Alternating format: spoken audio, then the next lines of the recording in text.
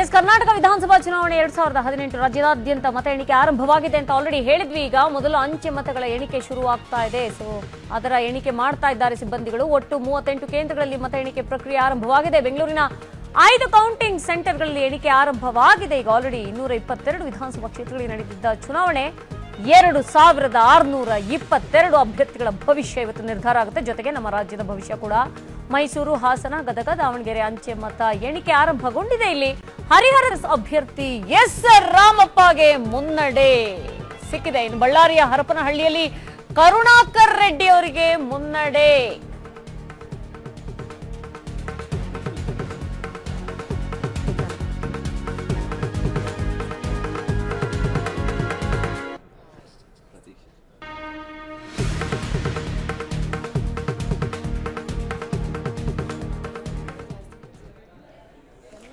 S ವೀಕ್ಷಕರೇ, ಈಗಷ್ಟೇ ನಮಗೆ ಒಂದು ಬ್ರೇಕಿಂಗ್ ನ್ಯೂಸ್ ಸಿಕ್ತು. ಅದರಲ್ಲಿ ಅಂಚೆ ಮತ ಎಣಿಕೆ ಆರಂಭಗೊಂಡಿದೆ ಅನ್ನುವಂಥದ್ದು ನಾವು ಹೇಳಿದ್ವಿ. ಅದರಲ್ಲಿ ಹರಿಹರದಲ್ಲಿ ಕಾಂಗ್ರೆಸ್ ಅಭ್ಯರ್ಥಿ ಎಸ್ ರಾಮಪ್ಪಗೆ ಮುನ್ನಡೆ ಇದೆ ಅಂತಿದೆ. ಸೊ ಬಳ್ಳಾರಿಯ ಹರಪನಹಳ್ಳಿಯಲ್ಲಿ ಕರುಣಾಕರ್ ರೆಡ್ಡಿ ಅವರಿಗೆ ಮುನ್ನಡೆ ಇದೆ.